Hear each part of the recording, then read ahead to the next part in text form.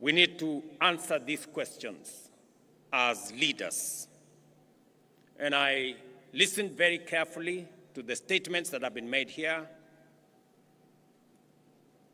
both by the earlier speakers, by the chair of the Council of Governors, by the Speaker of the Senate, and we all must be honest about ourselves and about what we are doing. And we must agree that the resources that are availed by the people of Kenya through their taxes are meant for delivering transformation in our counties and in our nation. I did sign into law a few weeks ago legislation that will boost the fight against corruption by signing into law the Conflict of Interest Bill, now law. I do expect that agencies charged with making sure that there is accountability at all levels of government take up their role as efficiently, as effectively, with accountability as the law and the Constitution mandates them. The EACC must take up their role. I have made it absolutely clear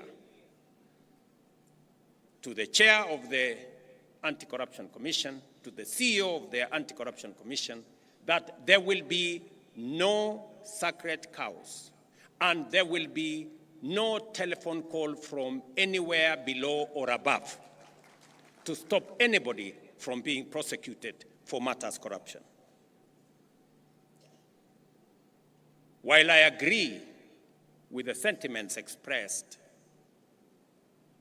by the Speaker of the Senate, and he has made a solid statement on holding governors and county governments to account, I also must say the legislature must also be held to account.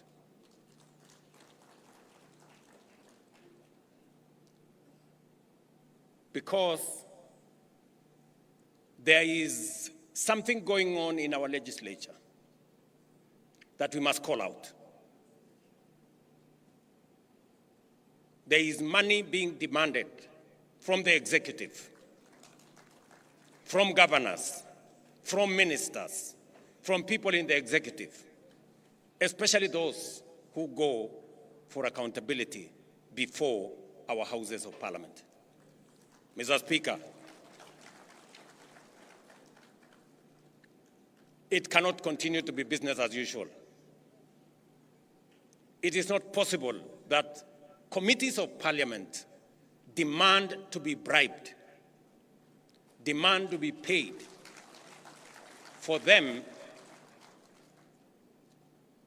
to write reports or to look the other way for what is happening in either the national government or the county government. All of us must act together. The fight against corruption must be an all-of-society engagement and exercise and effort. I also want to ask the judiciary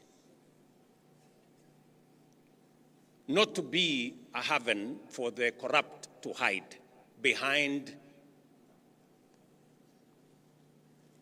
judicial decisions.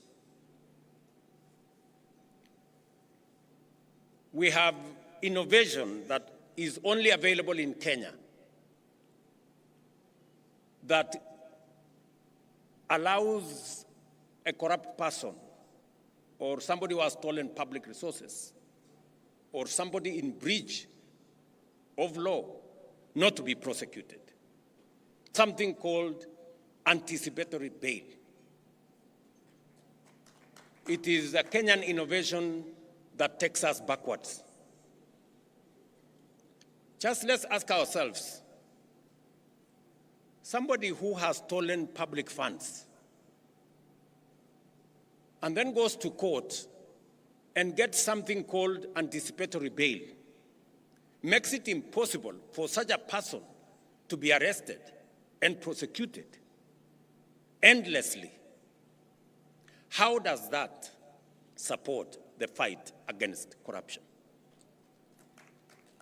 This is a matter I hope our friends in the judiciary would help us answer. Because we are undertaking transformation in Kenya, but that transformation is being undermined by corruption, and we must call it what it is. And all agencies, institutions, and arms of government, we must come together to deal with the challenge of corruption so that we can ensure that public resources are meant and are used for the intended purposes for which the people of Kenya have asked us. Without a doubt, ladies and gentlemen, technology can help in eliminating waste and enhancing efficiency. Since its inception in 2013, the e-Citizen platform has stood at the heart of Kenya's digital transformation. What began with a handful of services, about 300 then, has evolved into a 24/7 one-stop shop for over 22,000 government services, accessible from every part of Kenya and everywhere in the world.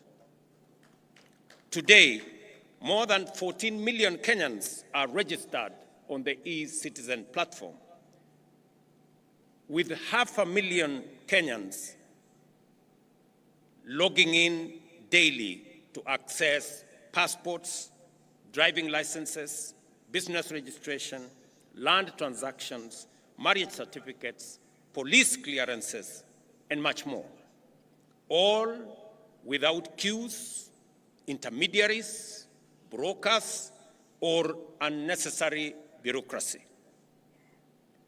The results speak for themselves.